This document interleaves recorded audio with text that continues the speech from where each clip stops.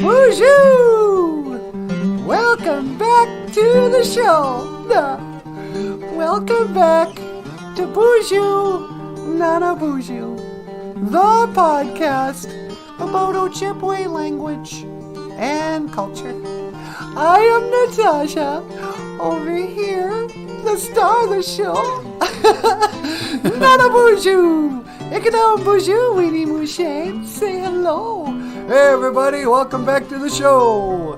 And over here, we've got the rock star cartoonist, Michael Lyons. OJIBWE, Niji, say hello, brother. Hello everyone, welcome back to the show. And today is a big old Friday. Nano Gears are good. It is the 5th day for Friday.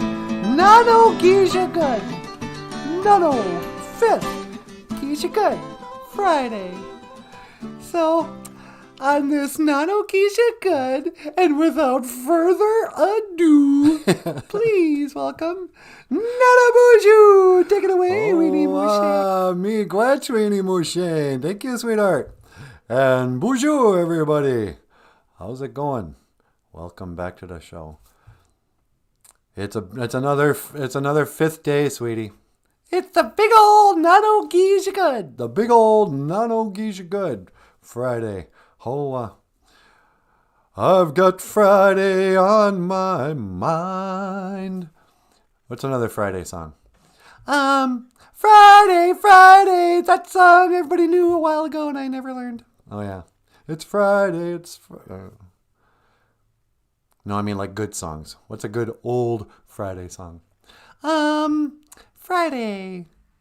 I don't know. Hey, Lori's here. Bonjour, Lori. What's going? Lori's here, sweetie. Bonjour, Lori. Lori Tyndall is here. What's a good song that has Friday in it, Lori? Oh, how about It's Friday, I'm in love. Oh yeah, those guys. Yeah. Hey, let's give a gold star for Lori. Oh yeah, gold star for Lori, first in class. Bonjour. It's Friday, I'm in love. Oh, speaking about being in love, Jessica Wabooz is here, sweetie. The lovely and the talented Jessica Wabooz. Silver star for Jessica. Yep. Mino Giga Jabe. And Kaya Thunder in a close third. Kaya Thunder in a close third. Mino Giga Jabe to Kaya Thunder. All the ladies are in the house. All the single ladies. All the single ladies. I don't know if they're single. Yeah, they might be. Yeah.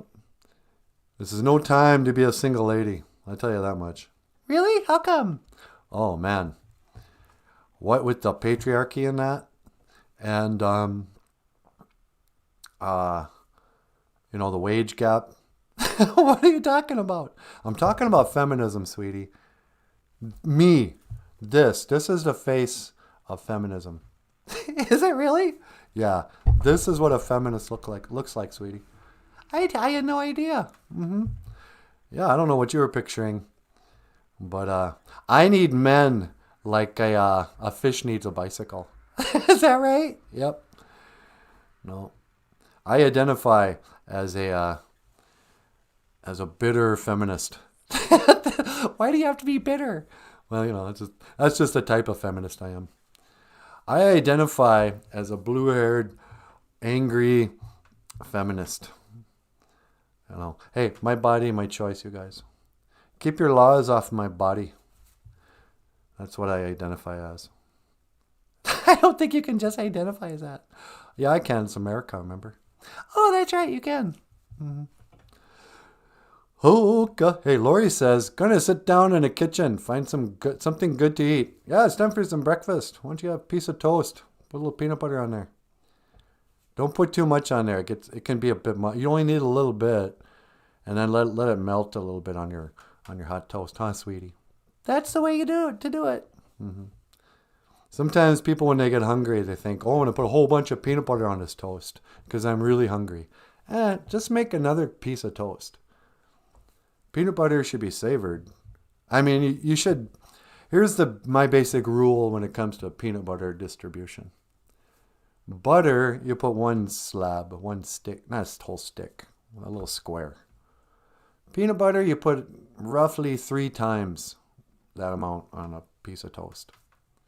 Some people will even go crazy and put butter and peanut butter on their toast. They say, oh, it makes it creamier. Yeah, it probably does. But you can overdo it. And just because I think the jelly companies, they kind of brainwash the masses to think, oh, peanut butter and jelly. The sandwich isn't complete until I have jelly. Well, you know what? It can be just fine with just peanut butter. What's the matter with you? You got to have sugar and everything? I think there's sugar in peanut butter too. Yeah, I think there is, isn't there? So this has been our moment of nutrition. What are you talking about? I have no idea. I just went down the rabbit hole of peanut butter. Nano, geez, you're good. 5th day. And, yeah. I don't know. Sometimes when I think peanut butter, I think Brandy Marie. Brandy Marie? Why? Because she's smooth and sweet and, nutritious. Is she here? Yeah, she sure is. Hey, BOOZHOO, Brandy Marie. BOOZHOO, Brandy Marie. How you doing? La, la, la. Let's see, Lori says, it's a lyric start to the Friday song, Mr. BOOZHOO. Yeah, we're trying to think of songs with the word Friday in it. And we got It's Friday, I'm in Love. Old Bowie song, Friday on My Mind. I've got Friday on my mind. And then there's that annoying YouTube song, I can't remember. All I know is the chorus. It's Friday, Friday, Friday, Friday, Friday. I don't know. I'm not sure what that is. I think that's a song too. Monday, Tuesday, happy day. Thursday, Friday, happy day. Saturday, what a day. No, no, no, no, no, no. These happy days are yours and mine. These happy days are yours and mine. Happy days. Happy days. That's what I kind of think of these days, Really? Yeah, don't you? No, I think of these as like the apocalypse, the end times. Everything's crazy. How could you call them the happy days? Because I don't care. Really? Yeah. It's the end of the world as we... Yeah, they say it's the end of the world. They say these are the worst of times. The paper is read today. These are the worst of times. And I do believe it's true. Oh, no, you don't. What? You gonna start singing? Yep. The paper said, these are the worst of times. I do believe it's true. But la-da-da, I don't know the lyrics to the song.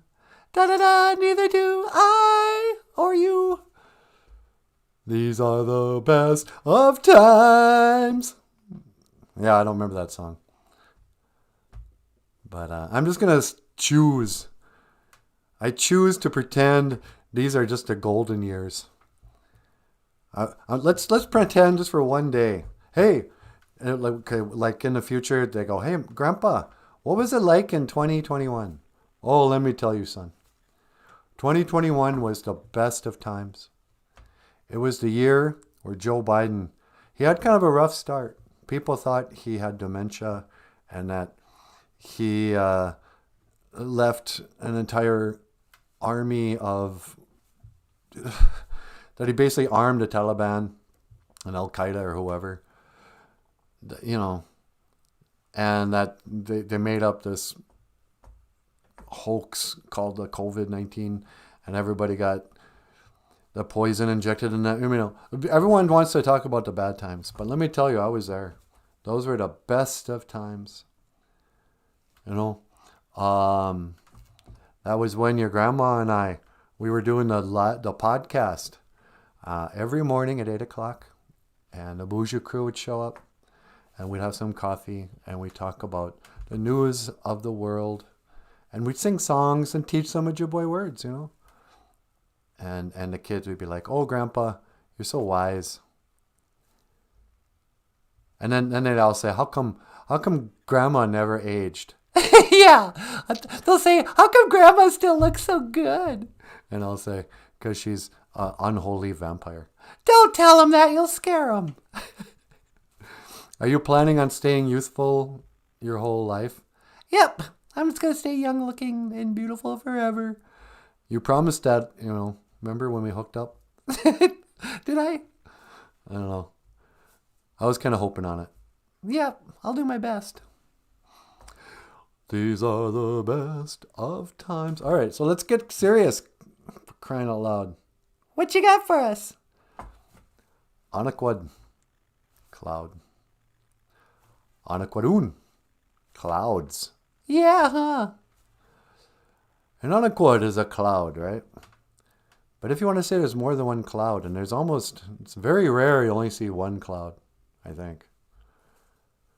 Anaquadoon would be clouds, plural. But this is where people get confused. Sometimes they go, "Oh, it's really cloudy. Anaquadoon." It's like, no, you just said it's really clouds.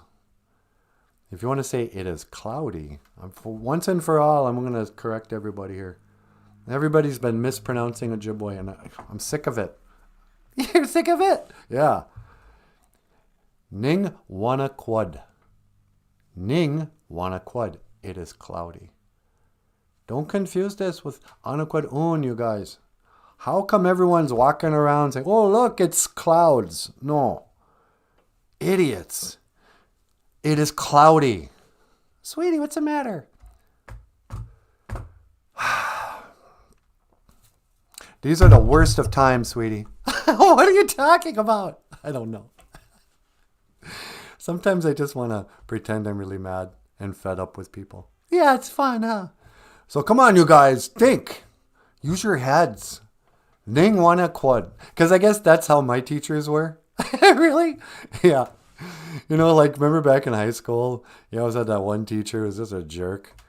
And he just wanted to make kids feel stupid. Because he had the teacher's edition and we were stupid. He'd be like, "Come on, you guys. Use your head. Think. Use your head for something other than a hat rack." Ning wana quad. It is cloudy. And that's what you boys are. You're cloudy. You got nothing but clouds in your brain. Why don't you clear that up? Sometimes teachers could be mean, you know. When I was a kid, like, the male teachers would try to shame you by calling you ladies. "Come on, ladies. Let's get the let out." Like, "Excuse me, sir. Someday, 35 years from now, you will lose your job for misgendering me." I identified as a man, thank you. But back in the 80s, you could call a bunch of boys ladies. And nobody said a thing. Sunny day. You know, yesterday I was talking about, people thought I was making a joke about the principal having a paddle on the wall. When I was a kid, the principal did. And I don't know if people thought it was a joke or what. But principals had the authority to spank with a paddle, a wooden paddle, your child. And our principal drilled holes in his paddle. And it was it was way bigger than a ping pong paddle.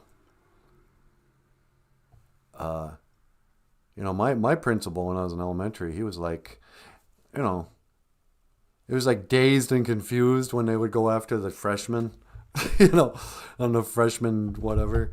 And then it was a big, I don't know what that was. What's that game they play in England?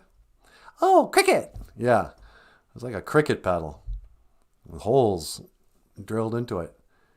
And you could swing it, and he said if you swung it, you could hear a whistle. So it also, like, you know, terrified a child right before they spanked him with a paddle.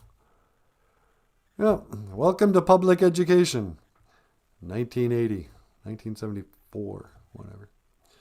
We don't need no education.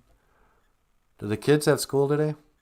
I don't know. Yesterday they were like doing enrollment stuff. Come to our open house at our school. Enroll your kid. It's all going to start again. Welcome, parents, to modern day public schools. Please do not come into this building without your papers and your vaccination proof and a mask. Ideally, we'd like you wearing full surgical garb because we're a safe learning environment.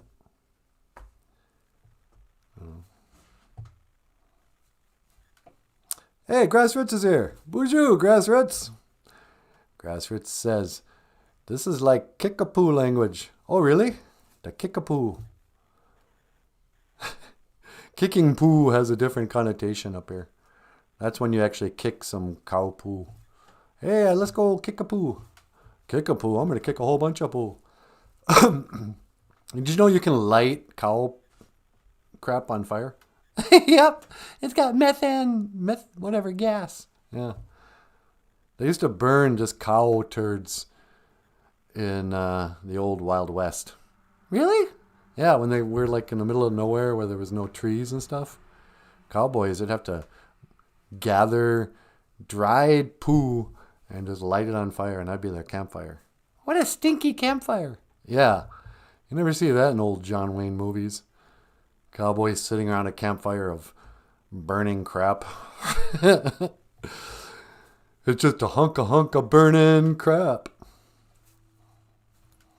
Brian Souls is back. Hey, BOOZHOO. The Soul Man's here, sweetie. Hey, Brian, what's going on? Grassroots says, Indian says, they have a yardstick at my school. Oh, really? Are you still in school, Grassroots? They have a yardstick, huh? Yeah, we had a band teacher who once, he kept on breaking stuff when he get mad. He'd smack it on the desk. He didn't hit any kids with the yardstick, but I remember one time him just breaking a yardstick and a ruler and all of his little, you know, those things that those guys, when they're band instructors, their little stick. Yeah. He broke that. Just get so angry at us little children trying to learn how to sing that he'd have to break stuff. Yeah, nice job, Mr. Scary. We called him Mr. Scary because he was so scary because he had such a bad temper. I don't know what my teacher's problems were. Like, for the record, I gotta say, the school I went to, Yeah. it was great. Really? Yeah. LaPorte School was a great, great school. I have to say, because it was a small school, I got to participate in everything. They had everything that you needed. You know, I played all the different sports. They had band, theater, speech. You know, it was a time when the whole community would come out for stuff like talent night, talent show, school dances. You know, all in all, I got to say, I learned how to do math really well. I didn't learn that from my parents. I learned math from the teachers at school. Gun safety. You know, it was a redneck school. You know, 7th grade, they would give gun safety and stuff after school. Drivers, you know, for the most part, I would say very good school. And yet, like every public school, I think, teachers, the adults in your life, really kind of shaped that school experience. And we had some real weirdos in my school. Adults who just couldn't control their temper. And we're talking back in the golden age of, you know, the early 80s. I'm not sure why. Late 70s and early 80s. So the war is over. I don't know. Who's president? Carter or something? Who was after Carter? Reagan? You know, these weren't exactly the most stressful times in the world. But my teachers, they would come in, certain teachers, not all of them, but I remember Mr. Anderson coming in and just slamming his books down. And goes, "Quiet! Listen, I'm in a bad mood. You do not want to cross me today. Was how he started a class. That's insane. Yeah. I remember one time, what was it? Somebody said something in class and he was freaking out. And he turns back to me and he's also one of those teachers that only used your last name. Mr. So he was like, Mr. BOOZHOO, please be quiet. And I went, I didn't say anything. And I really hadn't. I was minding my own business drawing, Because I'm not going to tell you again, be quiet. I said, I didn't say anything. Said, that's it. And he threw me out of the class. Oh no, he goes, you know what your problem is? And he walked back to me and he grabbed my lips and he whipped my lips. This was in front of the whole class. He goes, these are moving. And he kind of flicked my lips when they should be still. Now get out of my class. And I got up and he goes, go over to my office. He didn't even send me to the principal. He sent me to his office. So it's across the hall. I go sit down and he comes over and he's still mad. It's like, even if I did do what he thought, like I was talking while he was talking, it's no, I mean, I think I was a 7th grader. What are you then, 13? He comes over and he's just heated. And he goes, listen, I'm sorry. I go, oh, that's okay. He goes, no, it's not okay. You need to be quiet. Get back in there. Went back in, it's like kind of a threat.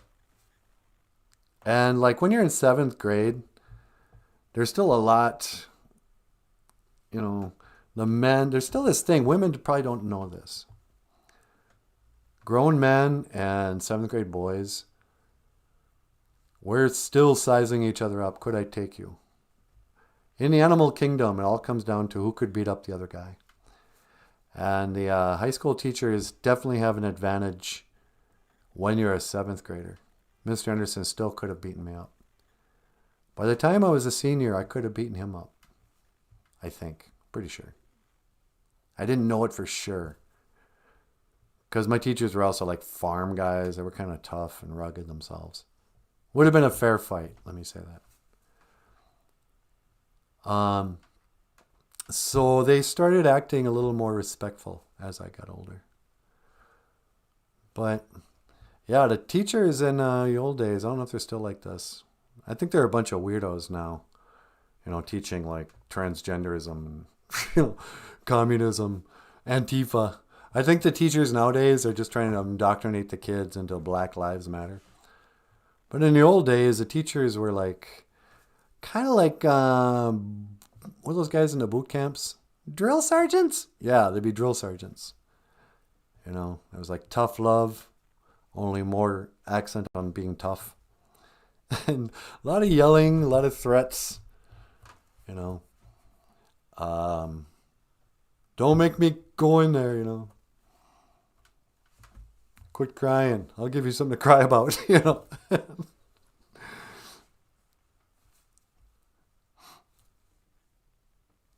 If you want me to take the duct tape off your mouth, you're going to have to learn to be quiet. Stuff like that.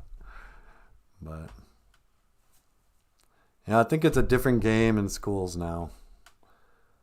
I think the teachers lost all their power, which is probably good. They used to be able to just kind of smack you in the back of the head. Make you do physical torture. It's like, give me 20 push-ups.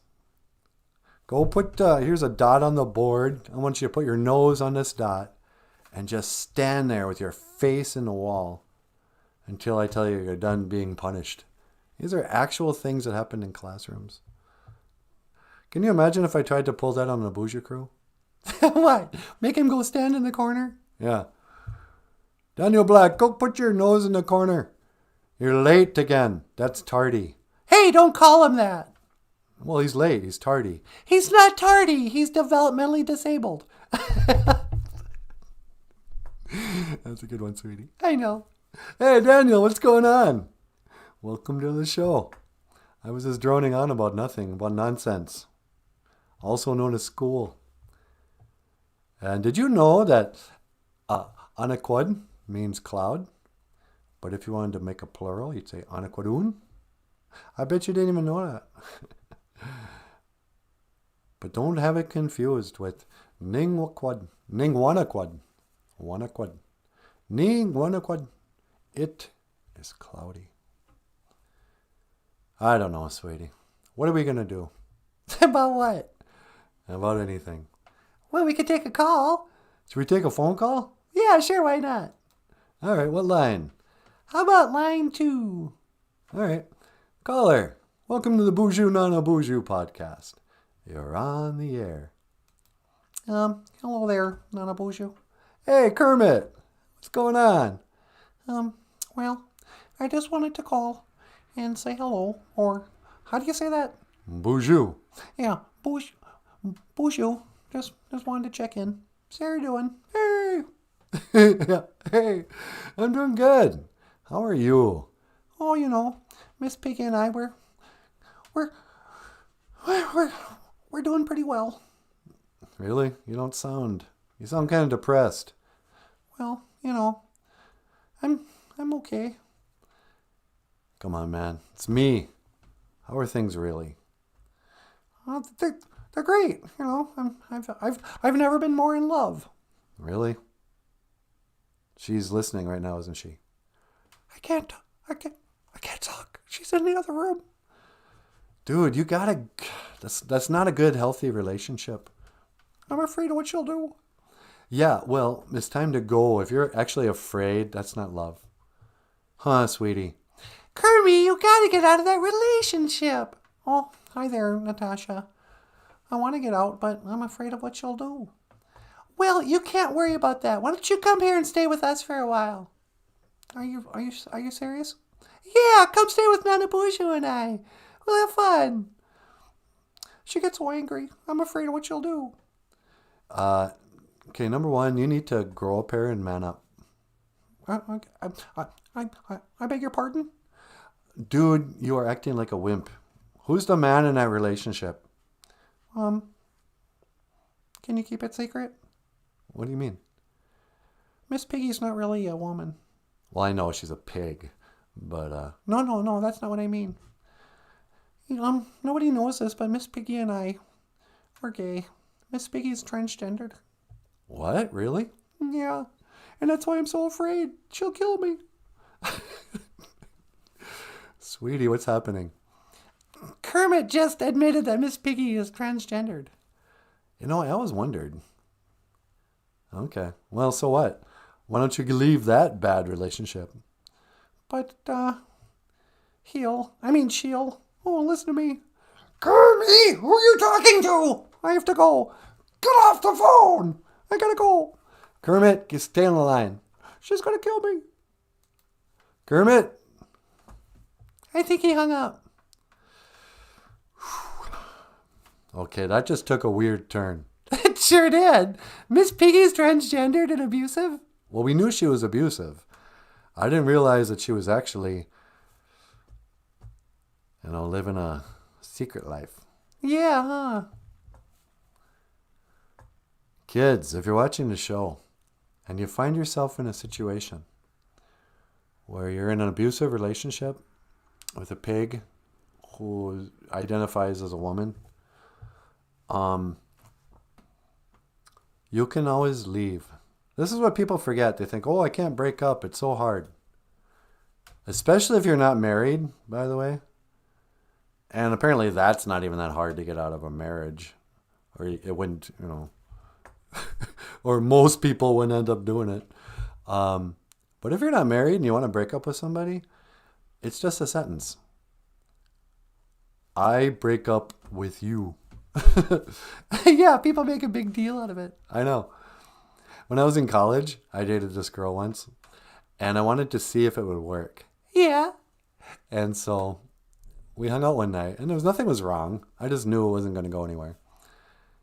But we were definitely dating. She was, my girlfriend, I guess. And, but it was the 90s in college. So it was kind of casual.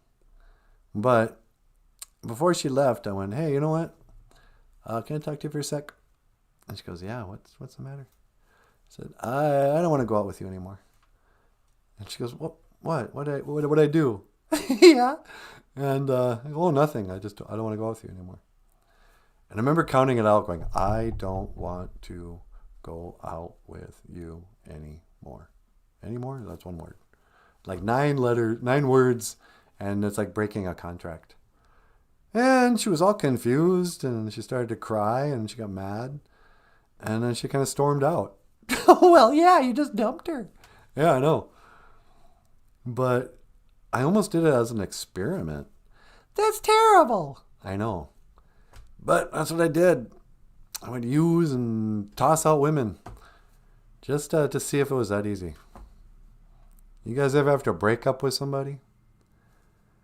And you realize that, you analyzed it to death. You enacted the whole scenario. You planned it out. For some people, planning the breakup, takes more consideration than planning how to propose to somebody. Yeah. It's like, I'm going to buy the ring. I'm going to go take out to dinner, get on one knee. But when you break up with somebody, it's like, well, okay, let's see.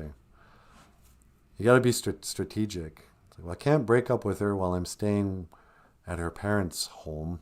That'll be awkward. I don't want to break up with her when we're alone because she might kill me. So I'll take her to a public place where she can't make, So you're still making dinner reservations for a good breakup. Have you ever done that? Broken up with somebody at dinner? Yeah, it didn't take. Because this is what I've done, You got to plan the breakup. So I was going to dump this girl. And it wasn't like she did anything wrong. When somebody cheats on you or does something horrible, you can just break up with them. Go, get out. That's it. I got my pride. You can't treat me this way. Get out. Those are easy breakups. But when you break up with somebody you really like, and they did nothing wrong, but you just got to get out of the relationship. You got to plan stuff like, okay, let's go to a public place. You got to plan your exit. You can't invite them to your house and then I've done that too, but that's a pretty rude thing. Hey, why don't you stop by tonight? I want to give you something. They show up. Oh, what do you want to give me? Oh, it's my boot. I'm giving you the boot. It's the road for you, So you can't do it at your house. You can't do it. You can go to their house, I guess. But you don't want to do it in front of their roommates or their family. You got to get them alone and in a neutral place. Not around any knives or sharp, So you go to a restaurant. Ideally, this is advice for the young men here. If you want to break up with somebody, take them to a restaurant, but don't take them to a nice restaurant. Number one, it's whatever. Take them to a place that doesn't have real forks and knives. Go to McDonald's or something. Dairy Queen. Go to Dairy Queen to break up with a girl. Show up. You want the dilly bar, sweetie? Okay, hold on. It's like, can she stab me with that wooden stick? How about just a cone? And you bring her to a cone and you go, okay, sweetie, we need to talk. Then you dump her. Oh, this is the other thing you have to remember. Try to drive separately. Call her up and say, hey, why don't you meet me at Dairy Queen? And she'll be like, what? Why? You can make me drive all through town just to go have ice cream next to this road with a bunch of tourists? Well, are you going to dump me? Yeah. But then, because it's also very awkward to dump somebody and then say, well, we should head out. Where can I drop you off? You want to be able to say, we're through. Throw your napkin down and walk away. You don't want to say, we're through. Throw the napkin down and say, well, let's go. Because that's what happened to me then. When you broke up with somebody at a restaurant? Yeah. So I planned it all out. I wanted to do it nice. Figured she deserved a nice meal before I broke her heart. So we went out and I took her to Applebee's. I said, well, honey, how's your quesadilla? Say, we're done, And she started crying really hard, you know. Had to get more napkins from the waitress. Excuse me, ma'am, can we get some napkins? My former girlfriend is crying. You know, it's been like, 2 minutes. Excuse me, waitress, can I get some napkins for my former girlfriend? Thank you. Here you go, honey. Dry your tears. But then, so I took it back. Really? Yeah. I said, quit crying. Oh, I'm sorry. I don't mean it. You're kidding. Yeah.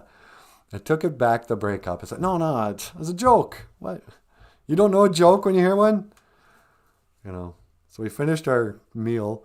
Because that's the other thing. When do you break up with somebody at the meal? Before the food comes?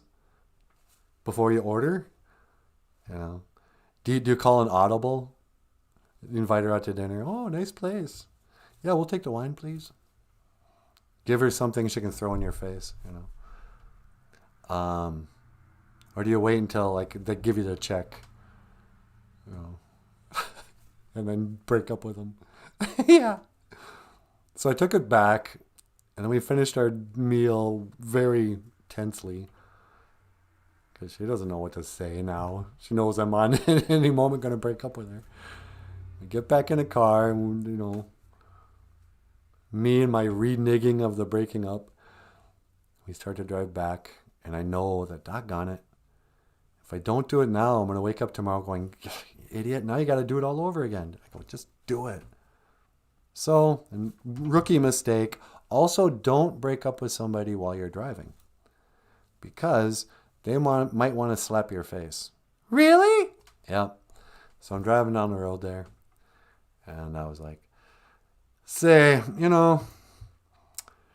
remember how I was saying earlier how we need to break up, and then I took it back? Well, now I'm taking back the taking back. And then she slapped me in the face, and man, the whole car jerked over. I was in the other lane for a second, pull over, and I can't say anything. Can't be like, what are you, crazy? You're going to get us killed, Because I just broke up with her. And then we drive the rest of the way home. She won't let me speak. And I keep getting the, she cries. And I park. And she won't leave the car. I'm sitting there waiting. Come on. This is torture. Please leave my car. I got to be free. Eventually she leaves. And I learned a lot. Not about relationships, but about how to break up. So if you guys ever need advice on how to break up with a girl, you know where to come. I know all the ways. There are some YouTube channels on how to get girls. Yeah. But this is a channel on how to get rid of girls. You're not going to ever break up with me, are you? Keep it up. Get out of here. Okay. If you had to break up with me, how would you do it? Well, it kind of depends. Like what you did. Let's say, you found out I had another girlfriend on the side. Let's see. I would kill you, then bury your body in a shallow grave. Uh-huh. And then I would say, we're through. Okay. Shot to the heart, and you're to blame? That's right. Honey, you gave love a bad name. I did. Shot to the heart, and Natasha's to blame. I gave love a bad name. I play your heart and you play your game. You gave love a bad name, bad name.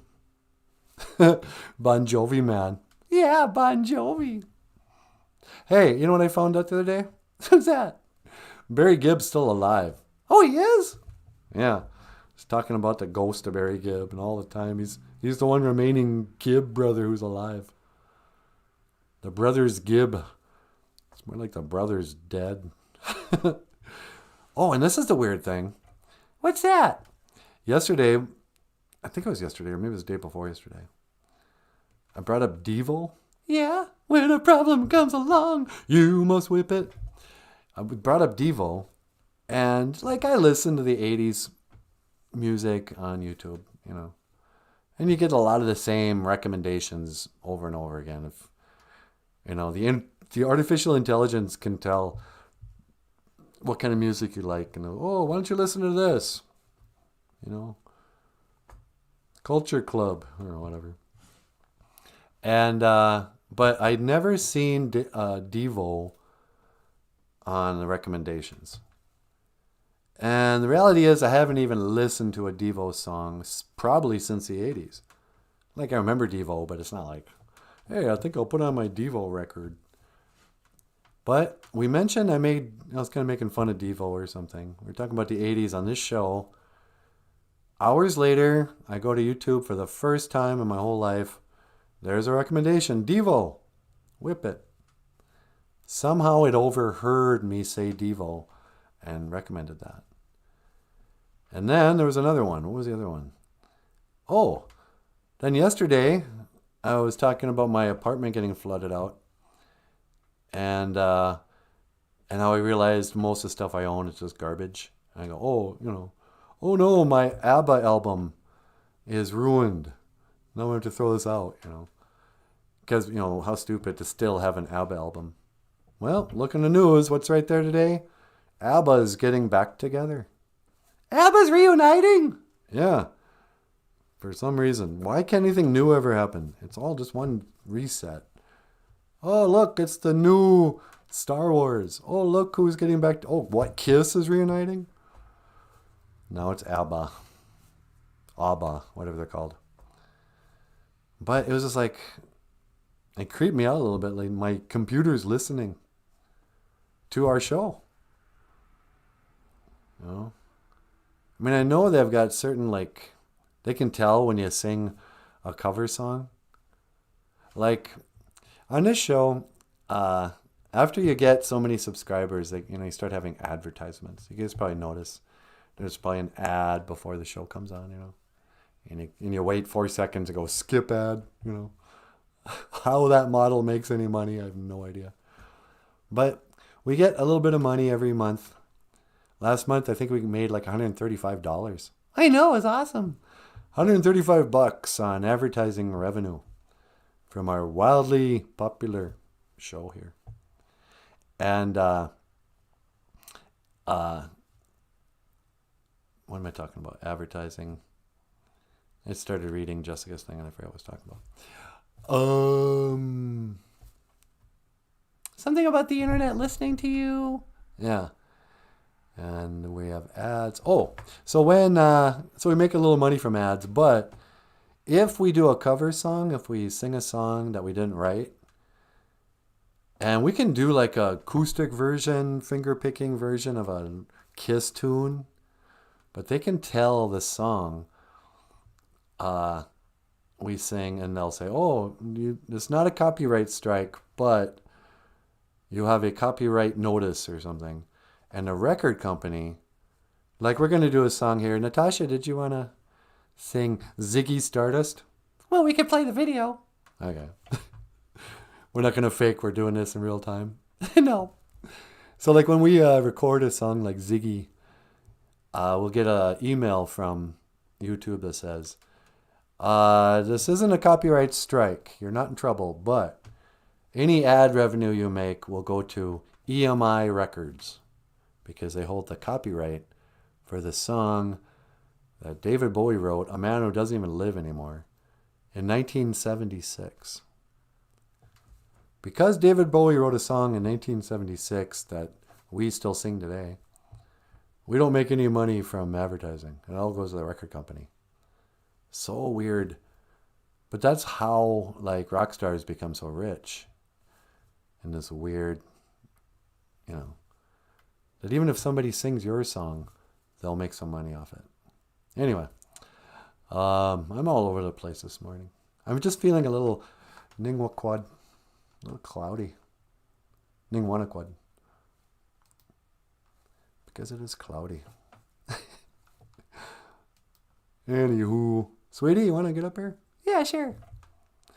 All right, everybody. I'm going to go. But here's a song by the late, great David Bowie. Who, everybody already knows this if you're a Bowie fan, but you guys who don't know, David Bowie's real name is David Jones. His first band was called Davy Jones and the Lower Third, which I always thought was a cool name for a band, the Lower Third. But he was Davy Jones. But at the same time, there was a little band called the Monkees who came out, and they had a Saturday morning show. And their drummer's name was Davy Jones. And so David Bowie went, oh, crap. People are going to confuse me with the drummer for the Monkees. I better change my name. So, should I go by David, Johnson? I don't know. David Jones is just so common. I mean, who cares? I mean, how many Michael Jacksons are in the world? He didn't change his name. But anyway, so David Bowie, he was a big Rolling Stones fan. He's like, oh, Mick Jagger. It's like a knife. Maybe I'll be David Knife. He's like, no, I got it. David Bowie, like the Bowie knife. We'll have Mick Jagger and David Bowie. That's how far back those two weirdos go. Oh, and apparently the drummer, Charlie Watts, is dead. Yeah, I didn't care one bit. I know, that was so strange. When it comes to celebrity deaths, I could hardly be bothered to be moved by the Stones' death. I guess I'm kind of cooled on the Rolling Stones somewhere along the line. I know, isn't it weird? I used to love the Stones. Yeah. I sort of feel about the Stones like I feel about the Beatles. Like I used to love them, and now I'm kind of sick of them. But, yeah, so Charlie Watts is dead. Rest in hell, Charlie Watts. Don't say that! I mean, rest in peace in heaven, Charlie Watts. Yeah. I don't know. Don't know anything about him. It wasn't like when, what's-his-face died. Neil Peart! Yeah, Neil Peart dies, and I'm all like, I hadn't listened to any Rush in 20 years when I was like, oh no, a genius is dead. Let's go listen to Rush for a week. Anyway, anywho, this is a song by David Bowie that we recorded, and EMI will still make money. But this song is dedicated to all the employees of the EMI record company. I hope you get rich off of this song. And Ziggy Stardust is about David Bowie. This is kind of I realize this about myself. This intro is way too long, but one of the things that Kiss and David Bowie and Jim Henson and cartoonists who have reoccurring characters all have in common is that these were artists who developed a character, and they would embody that character. David Bowie played the character Ziggy Stardust, and even though he was singing, and David Bowie really was a musician and a rock star, but he developed a character called Ziggy Stardust who would play this rock star. And Kiss at the same time, Paul Stanley Eisen, he created this character called Paul Stanley. He almost plays the character of the great rock star. And Gene Simmons and Ace Frehley and Peter Criss, These were artists who would create a character. Then you look at Jim Henson and, Kermit the Frog is real, but let's say Jim Henson created Kermit the Frog. That was like an extension of his personality, this reoccurring character who could sing songs and do whatever. So, this is a story of Ziggy, who played guitar, and his band, the Spiders from Mars. And up next, Natasha. Miigwech bizen da we egg. Thank you for listening. Ba-dum-bum, ba-da-ba-da-bum, bum, bum, ba-dum, bum, ba-dum, bum, ba-dum, bum, ba-da-ba-da-bum, bum, bum, ba-dum, bum, ba-dum, bum, ba-dum, bum, ba-dum, bum, ba-dum, ba-da-ba-da-bum, bum, bum, ba-dum, bum, ba-dum, bum, ba-dum. Ziggy played guitar, jamming goods with Weird and Giddy. and the spiders from Mars. He played it left hand, but made it too far. Became a special man, then we were Ziggy's band. Ziggy really sang, screwed up eyes and screwed down hairdo, like some cat from Japan. He could lick 'em by smiling, he could leave 'em to hang. Came on so loaded, man, well hung, Snow White tan. So where were the spiders while the fly tried to braid our bones? Just a beeline to guide us where we bitched about his fans, and should we crush his sweet hand? Oh!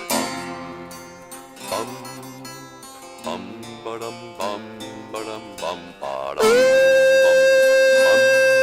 yeah.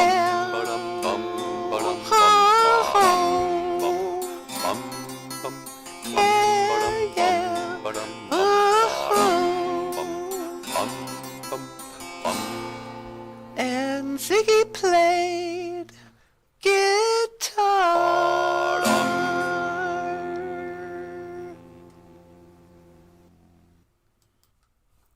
Ziggy played guitar. Hey everybody, how you doing? Natasha Nindishanakaz. Natasha is my name, but I think everybody knows that already. Hey, Brian Souls is here. Jessica Maboos, RJ, BOOZHOO RJ, Joel Buttons, Crestwood Indians, Jessica Maboos. Hey, you guys talking about weed? Let's see what's going on here. The man's always listening. Oh yeah, isn't that weird about the YouTube? Joel asks, does cannabis have a place in traditional and or modern Ojibwe culture? Does it have a place? What do you think, sweetie? Does cannabis well, I would say it has a place. It's all over the place. Yeah. This is what I know about cannabis, about marijuana. About Giwishkwain Nuzawin. Giwishkwain Nuzawin. Giwishkwe means dizzy. The whole word means dizzy from smoking. Giwishkwain Nuzawin. I was just reading that from Jessica. So dizzy from smoking. You know, it's really a weird topic to talk about because we've been so indoctrinated and so brainwashed to lump cannabis, marijuana, smoking in with cigarette smoking, drinking, drug use. And it's found its way in popular culture with people who also enjoy smoking cigarettes and drinking beer and doing drugs, you know. But what I've heard about the reality is it exists. It grows in nature. So Gitche Manadoo had to create it. And it's, you know, even if you just ate it, it would have this weird effect on your body. Not even weird, just an effect on your body. So it's not like alcohol or acid or meth or whatever that was made in a laboratory. It's just natural weed. And when you take it, this is what I was taught. They used to call it a love medicine. Zaka iriwin mushkiki. A love medicine. Weed was a love medicine. And it was a woman's medicine. Ikwe mushkiki. They gave it to the women. And the women took care of it. And I think the purpose of this love medicine was to enhance your senses. A lot of people, if they're being honest, the problem with is most people who ever experience marijuana, they experiment with it in high school. And so you're usually in a party and you're drunk and there's rock and roll and all this stuff. And somebody has this one experience with weed. It's like, oh yeah, it makes you feel happy and giggly. Gives you the munchies. But what love medicine really does, it enhances your sense of taste. It'll make music sound a little better. It'll calm your anxiety. And people hate to hear this, it will, in fact, make you more creative. People go, how can you say that? You don't have to use drugs to be creative.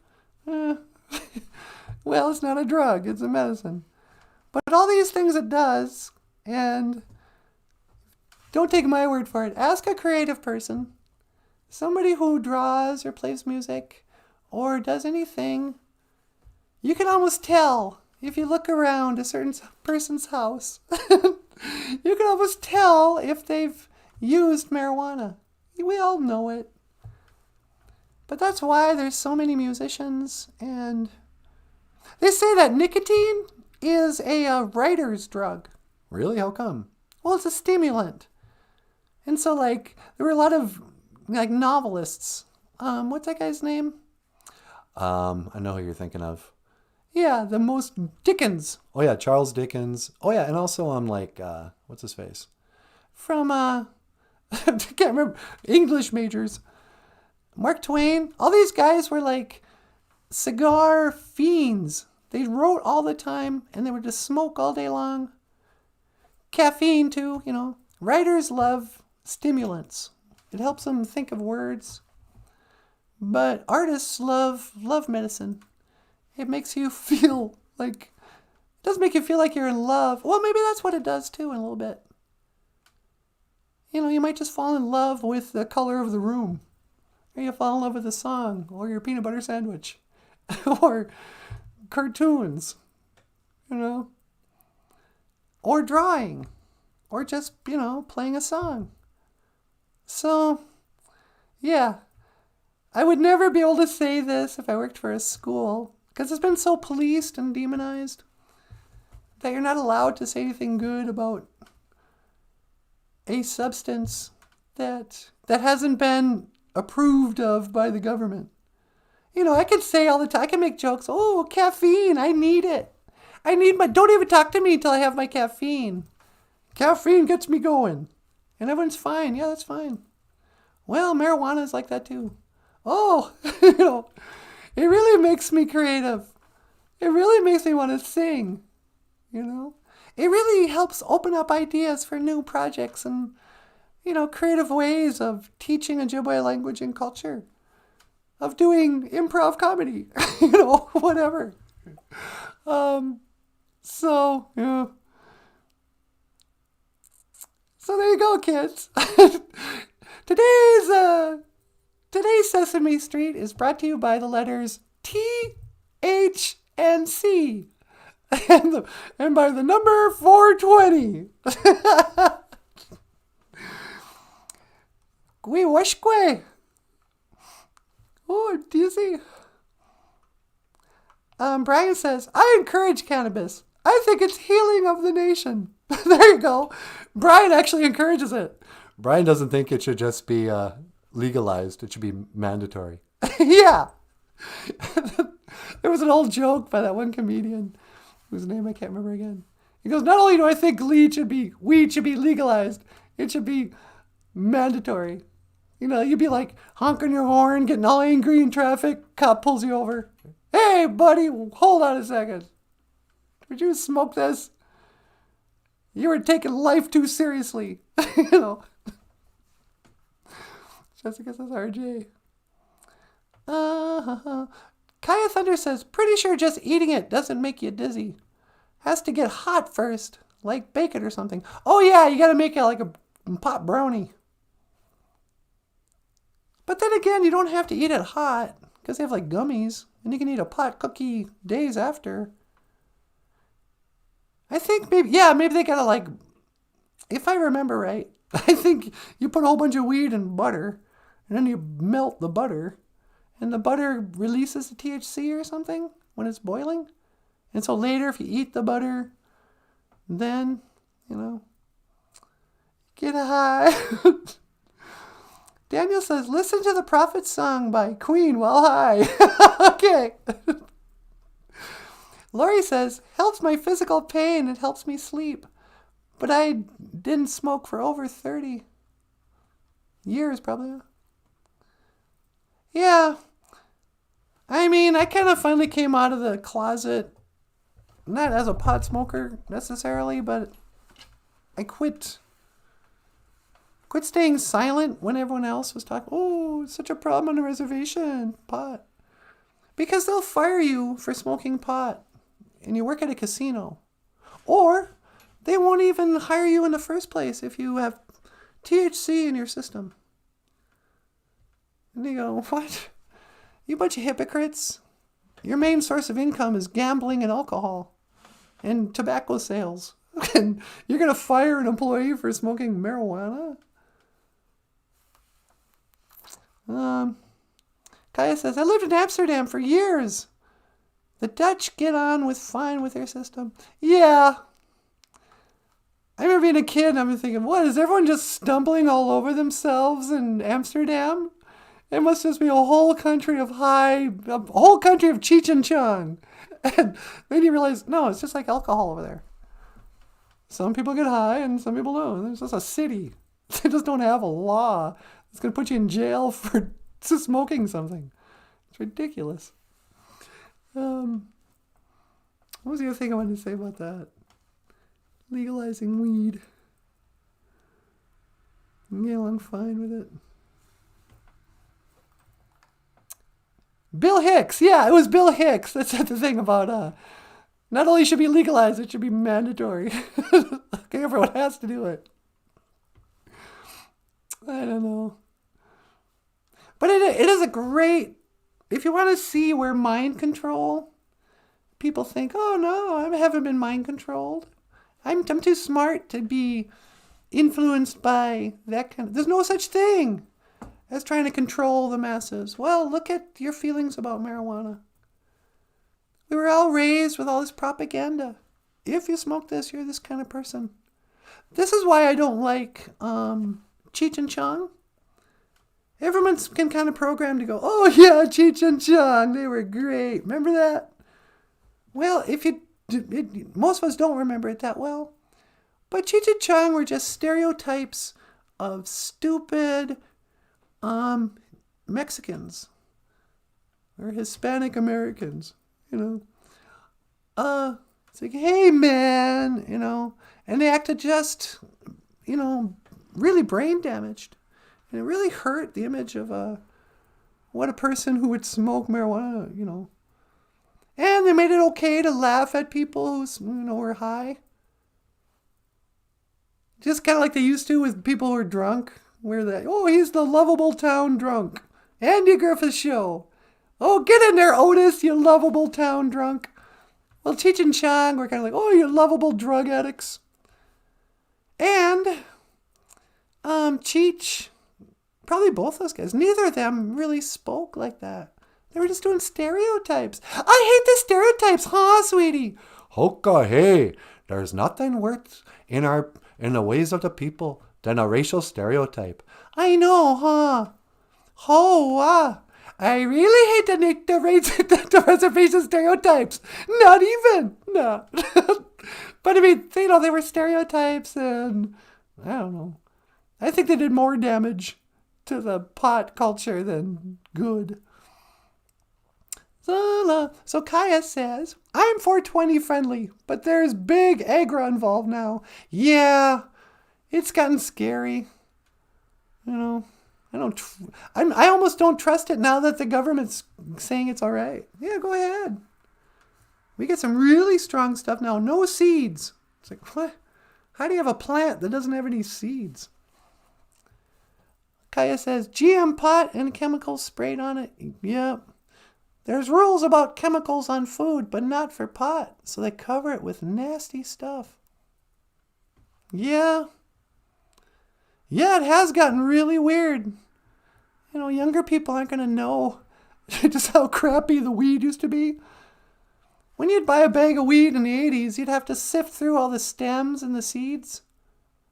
It'd take you 20 minutes on a big plate. You'd be separating seeds and from leaves. That would be part of the ritual. It's like, all right, we got some weed.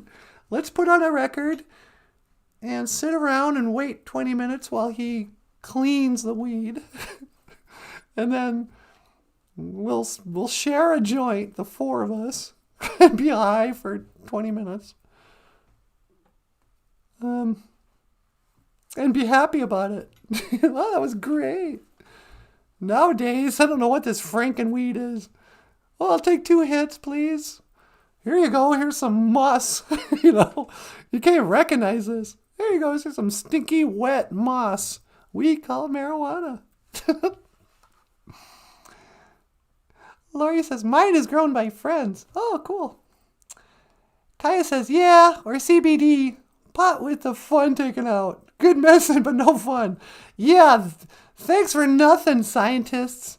Hey, what a breakthrough. We just invented weed that won't make you high. Oh, great. Don't worry about the side effect of feeling fine. Here's just the other benefits. It's like, hey, dummy, that was part of the what? It wasn't just that, I can't eat. I have cancer. It's like, I can't eat. I have cancer and I'm depressed. Give me some weed. Maybe I can have some lunch if I'm high. Oh, don't worry. This won't make you high. Okay. Sunny day. Well, sweetie, what do you think? I don't know. I think it's pretty good for a show. Okay. You want me to sign out? Would you mind? Not at all. All right, you guys. Well, it's been a crazy day. What have we learned today? We've learned that Nanogeisha good means Friday. Anaquad is a cloud. Anaquad is clouds. Ningwanaquad is cloudy. This is from yesterday. What day bugagizes? Leaves changing moon. September, huh, sweetie? Yep. And if you'd like to support the show, we have a PayPal, a Patreon, a GoFundMe, and you can order books by Michael Lyons on Amazon.com. Click the link in the description. So, Michael, you got anything you want to add? No, that's good. Okay. Ladies and gentlemen, me quitch Bisandawieg. Thank you so much for listening. And thank you for watching BOOZHOO NANABOOZHOO, the podcast about Ojibwe language and culture. I am Natasha. This is NANABOOZHOO. Okay, miigwech. This is Michael Lyons. Thanks for watching so much. We'll see you tomorrow. And I'm Natasha. And I will see you again. Gigawabamin. Tune in tomorrow for our big Remembering Princess Day. We're going to talk about grief and death of pets. And I guarantee my NANABOOZHOO is going to cry. No, I won't. Yeah, you will. Okay, I might. All right, see you later, sweetie. One to teleport. Teleporting one away.